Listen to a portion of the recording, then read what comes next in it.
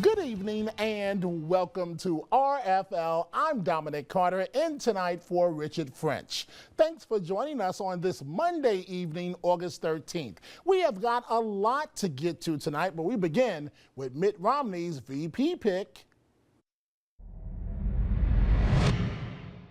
Next President of the United States, Paul Ryan. Every now and then I'm known to make a mistake. I did not make a mistake with this guy. But I can tell you this, he's going to be the next Vice President of the United States. It is official. It's Romney and Ryan on the Republican ticket. In a surprise announcement on Saturday morning, Mitt Romney announced his choice to the world, the so-called budget golden boy, Paul Ryan, a 42-year-old congressman from Wisconsin. But was this a smart move by Romney, and what does it say about his leadership style? Let me bring in our panel tonight on this. Frank Morano, a radio talk show host. Jessica Proud, a Republican strategist and vice president at NLO Strategies. And Brad Gerstman, a political consultant. So nice to see everybody tonight. You too, Dominic. It's good to see you in that chair. Well, thank you, Frank. It's good to be back here. And so let's get right to this, and I'll start with you, Jessica, tonight. You're the Republican at the table, the official Republican. We were just here on Friday. None of us predicted Paul Ryan. Correct. Did this surprise you? It did surprise me. But I think it's a very bold choice, but it's also a very meaningful one. Romney went all in with Ryan, and they're going to put forth a very clear, ideas-based campaign about how they see the direction of the country going and what they want to do to fix it. So I think it was a great move by Romney, and it's going to take away from a lot of the minuscule attacks that the Obama campaign has been trying to push forward, and it's going to be a real ideas-based campaign about the issues. Brad, would you agree? Yeah, I think it was a very good decision by Romney and his advisors. I think, again, it brings it more to a substantive debate. I think when we're speaking about the Republicans and where the base wants the Republican Party to move, it's really to a extremely fiscally responsible, I would say more austerity-based budget, and that's what Ryan proposes.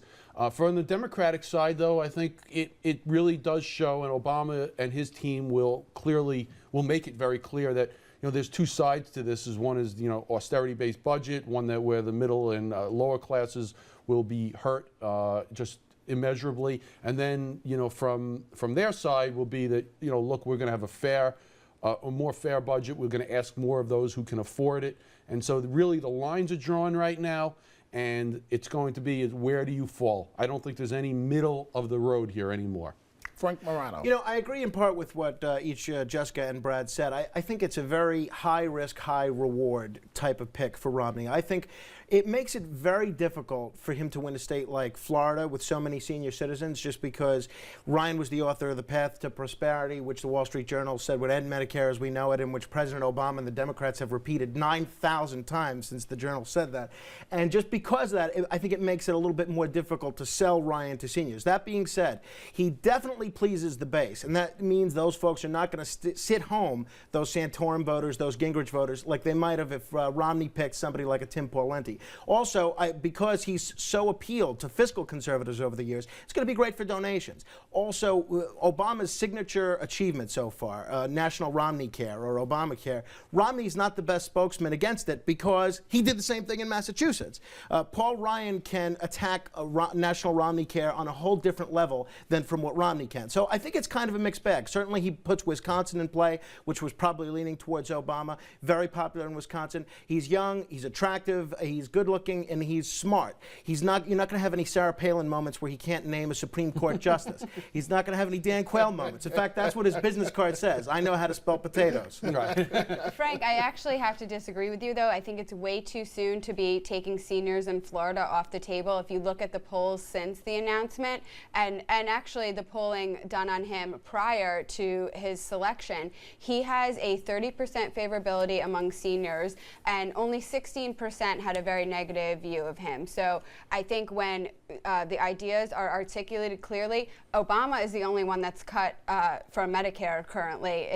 They've cut $740 billion from the Medicare program. The Ryan plan doesn't seek to change Medicare for another. You know what? For anyone over 55, but if you're 54, and you want Medicare at its current levels, right, but the program's going to be bankrupt by then anyway. So you're absolutely right. Then I would ask, if I were the Democrats, why did Paul Ryan vote to add the prescription drug benefit in Medicare Part D to Medicare? Why did he do that? I think you know what I agree with you, Frank. I think that the senior citizens will flock to Obama and Biden, but yeah, I think the real question is going to be the independents in this race, and what did this vice presidential choice do for the independents? And this is what I'm getting back. This is the feedback that I'm receiving, is that right now there are so many Democrats.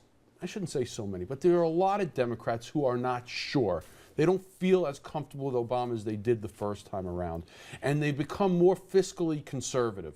And what I think is going to happen, I do think some of those independent Democrats or the blue dog Democrats will move to the Mitt Romney side of the ledger, because those blue dog Democrats believe in the fiscal responsibility. And again, Ryan, whether you like it or not, that's what this man stands for. That's his signature issue. Okay. That is interesting. Social issues we got to talk about. I'm an independent, and I think that you're right. A lot of Democrats, independents, and Republicans will respond to a fiscally conservative guy. But here's a guy who, even though he was on the Simpson-Bowles Commission, which Chris Christie was going all over the country saying was such a great first step, voted against the Simpson-Bowles plan, wasn't for the Gang of Six plan, voted for TARP, voted for the auto bailout, voted for continuing the wars in Iraq and Afghanistan indefinitely, all while cutting taxes. So what's fiscally conservative about that? Okay, hold your thoughts for just 1 second.